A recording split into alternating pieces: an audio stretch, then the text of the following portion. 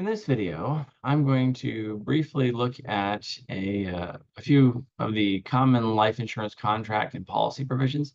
So there are a lot, and so I'll just kind of briefly go over a few of them, and without getting into too much detail. But so basically, there for a typical life insurance policy, there are a lot of different kinds of things in the contract. This is a legal contract. And so there are lots of details associated with it.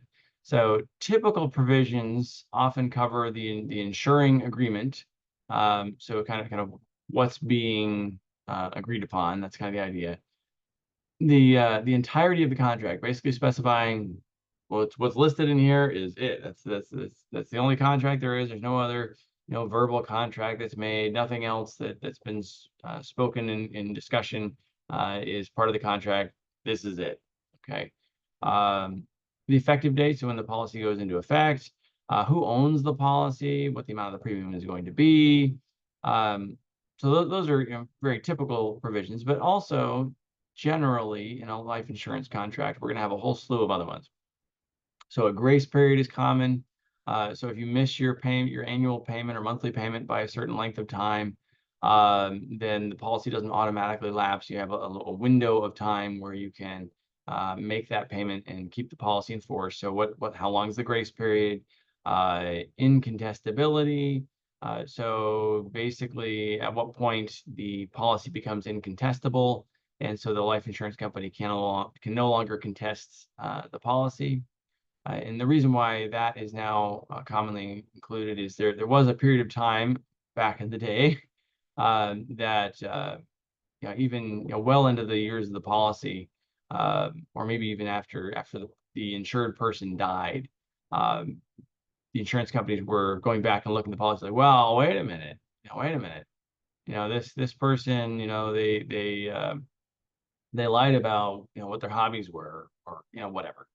So and then they were trying to get out of making payments. So basically now there's typically an incontestability clause in there, which basically says after a certain point, the life insurance company can't raise those kinds of issues. Misstatement of age or gender. So what happens to the policy if the insured person misstated age or gender? Because age and gender obviously affects the mortality risk. And so what happens in that case? Reinstatement. So if the policy does lapse, under what circumstances the policy can be kind of reinstated. So if you're missing a payment, and then this is kind of closely related to that grace period idea, but if you're missing a payment, or you have missed a payment, then under what circumstances can it be kind of reinstated, and kind of how long you have for that to occur and under what conditions, et cetera. Policy loan provisions. So if you borrow with your policy as the collateral, so this would be more for a whole life policy, maybe possibly maybe a variable life policy, things like that. But under what circumstances can you take out loans with the policy as collateral? How much, and how they calculate rates, if any, and so forth. Automatic premium loan provision. So in this case, with an automatic premium loan provision, one of the things that can happen with this is if you have a whole life policy with a cash value that's built up, and you miss a payment, what it can do is if this is in place, basically the insurance company automatically triggers a loan if you miss the payment, and they trigger a loan to you from your cash value, and then they use that loan to pay the premium to keep the policy in force. So as long as there's enough cash value, basically they'll keep borrowing against the cash value just to keep the policy alive, in effect. And obviously that's not optimal in the sense that our cash value is declining, so the payout at death would be declining. But it is nice in the sense that if you miss a payment, it keeps the policy from lapsing, so that's good. So obviously, the best strategy is to make sure that you never lapse on your policy, you keep making your payments. But this would sort of backstop that a little bit and make sure that the policy doesn't go out of effect. You have to list beneficiary designations. So for beneficiary designations, just listing your primary beneficiary, contingent beneficiaries. So primary beneficiary is these are the people or a person who is going to receive the payout from the life insurance policy.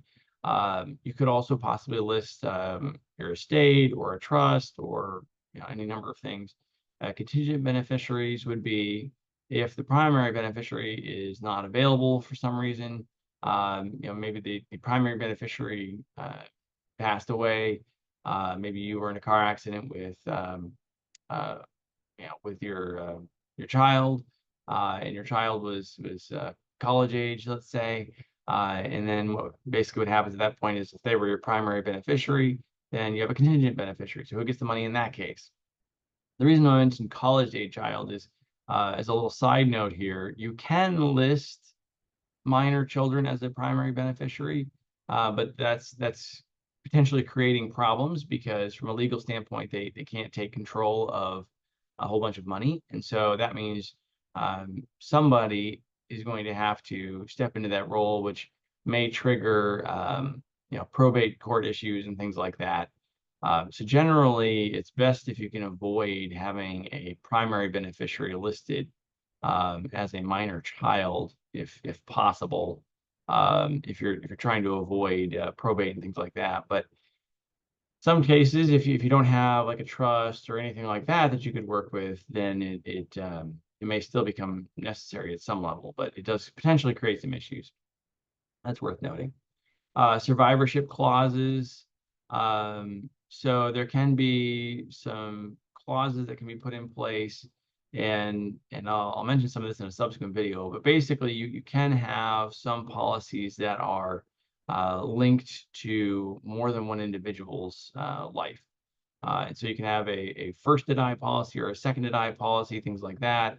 We'll get to that in a little bit. You could also have a clause as it relates to beneficiaries, such that if the beneficiary dies within a specified period of time of the owner of the policy, then they're sort of deemed to have passed away simultaneously, and therefore it would like roll to the contingent beneficiary, things like that. And kind of the idea there would be if you are in a let's say you are in a car accident with your spouse is listed as your primary beneficiary. You both go to the hospital, you die quickly, your spouse hangs on for another couple of days. If you don't have that clause, then kind of what could happen is, well, it pays out to your spouse, but your spouse is perhaps still incapacitated in the hospital and not able to do anything with it. And now we've created an estate planning, legal kind of issue with the person has essentially received a whole bunch of money, but doesn't have the legal ability to do anything with it because the person's in a coma.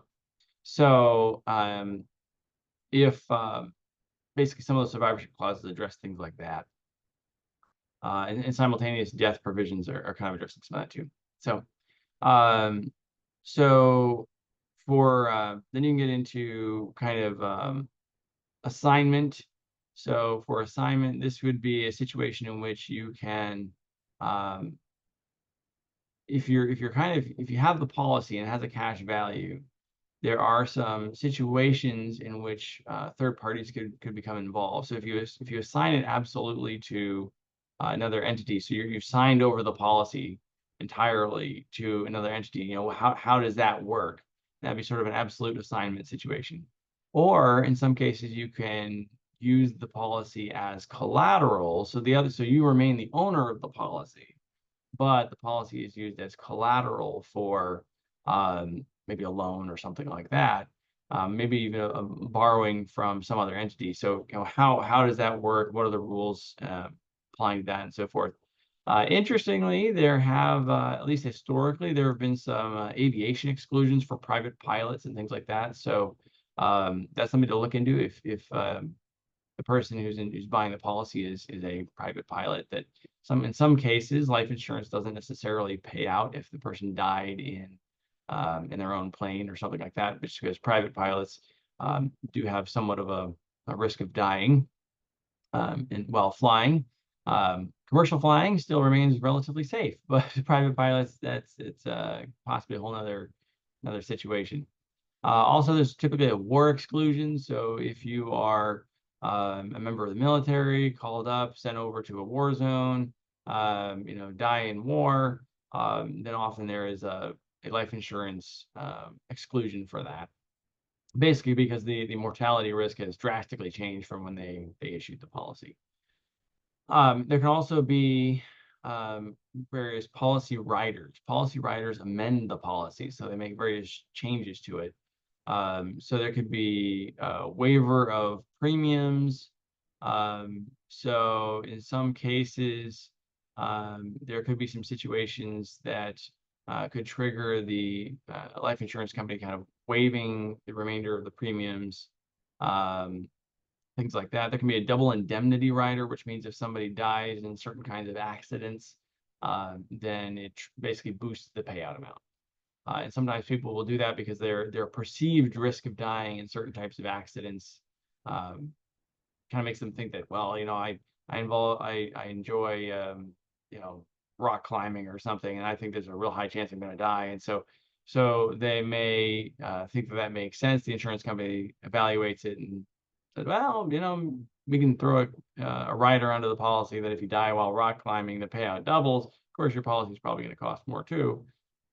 Then the insurance company, based on their statistics, is going to figure out what that proper cost is. But some people like to do it because they really think that they're going to die during some of those accidental kind of situations. Guaranteed insurability. So if you have certain types of policies, think more along the lines of like term policies or something like that. Sometimes there will be some provisions that can be put in place that basically guarantee that you could roll the policy into another type of policy, that sort of thing. You can also have kind of a long-term care rider. So for long-term care riders, kind of you can have some interesting caveats that apply. Basically, if the insured person is facing a long-term care kind of a situation, and so you can put some extra criteria in place for that. So again, that would be more of a typical feature for whole life insurance policies or things like that generally. Probably wouldn't see as much of that for like a term policy, for instance, because normally long-term care we're looking at older individuals, and so you have probably kind of priced yourself out of the term policies at that point. So probably more look at the cash value of whole life insurance policies and that kind of thing. And then there can be various policy replacements. So if you're rolling over the policy, you can have some things that basically are triggered with that. So some criteria and conditions, provisions pertaining to how that would work out. Okay, this is just a brief overview. There's so much more that can be said about all these different things, but hopefully it gives you sort of an idea of the kinds of contract provisions and things like that that are typically involved with life insurance contracts. Hopefully that helps. Thank you for watching and have a great day.